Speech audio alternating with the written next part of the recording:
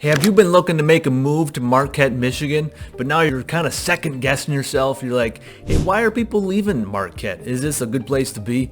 Well, look, today we're going to go over the 4 reasons that people are leaving Marquette, Michigan.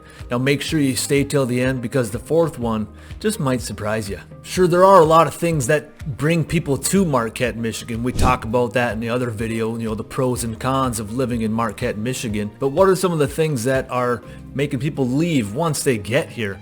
Now these are things that are important to know, before you make a move here.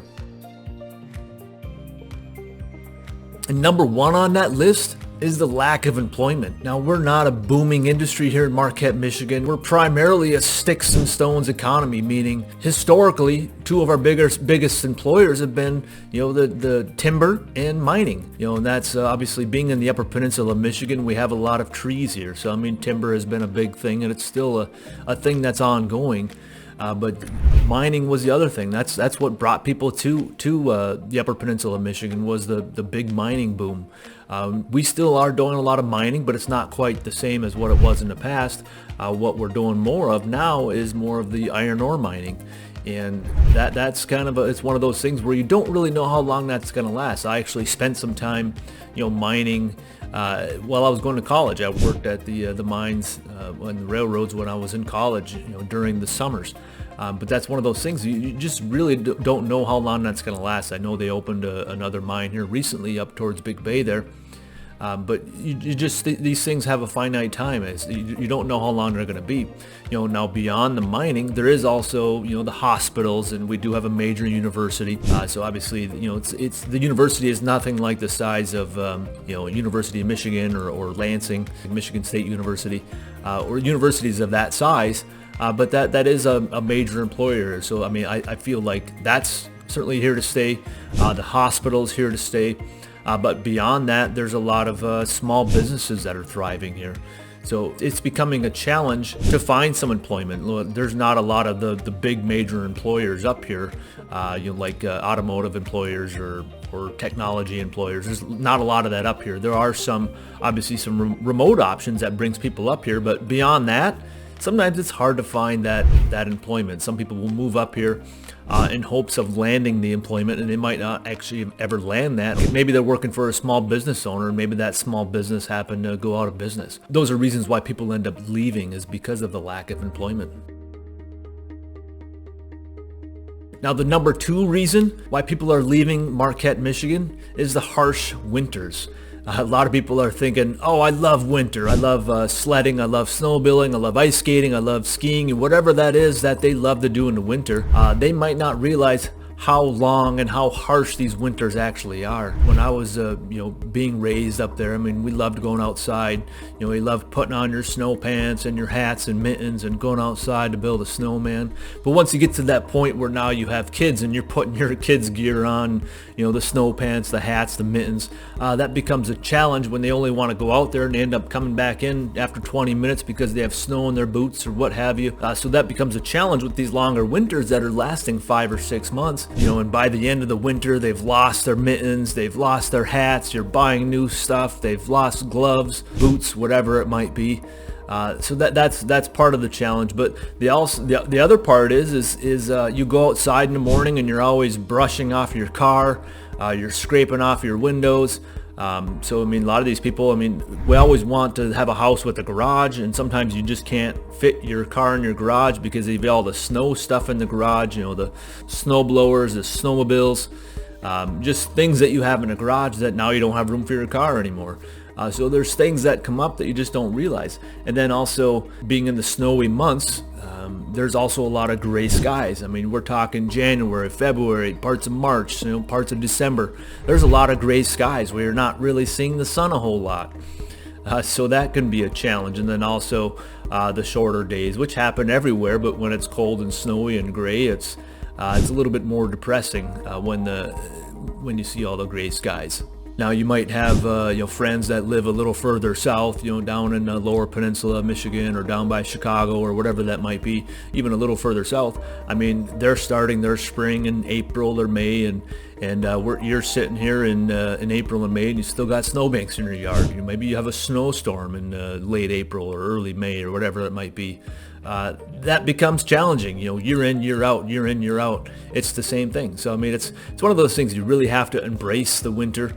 And if that's not something that you're cut out to do, that's why a lot of people end up leaving Marquette, Michigan. So make sure you're prepared for that. Now, the number 3 reason why people are leaving Marquette, Michigan, and this is the limited healthcare options. I know we talked about, they do have the major hospital in town. They do have the Peninsula Medical Center. They do have some other medical facilities around the area, but they really do lack some of the specialized care.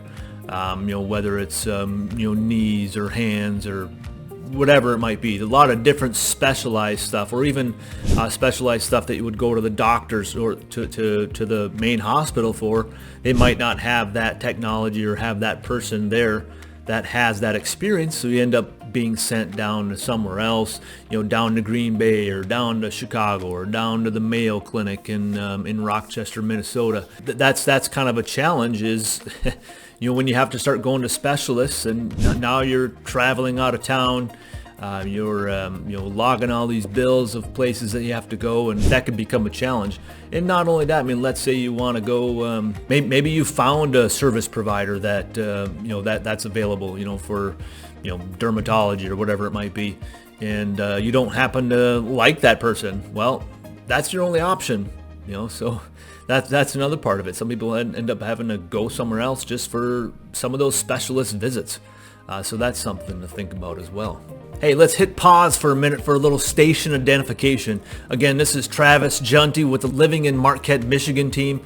All my contact information is down here below. Make sure you hit that like button, hit the subscribe button, hit the notification bell to make sure you get notified of all content related to Marquette, Michigan. Like I said, all my information is down below. Whatever is your best method of contact, whether it's call or text or email or Zoom or whatever it might be, whatever you feel comfortable with, let's get in touch and let's have a conversation of what it's like to live in Marquette, Michigan. And without further ado, let's get right back to it. So the number 4 reason why people are leaving Marquette, Michigan, and that is because it's so darn remote. That's one of the things that people don't really think about, or maybe sometimes that's why people move here, but then they don't realize, yeah, this is a lot tougher than I thought it was going to be. So then they end up leaving town, right? Because it's just a little bit more remote than they ever really thought it was going to be.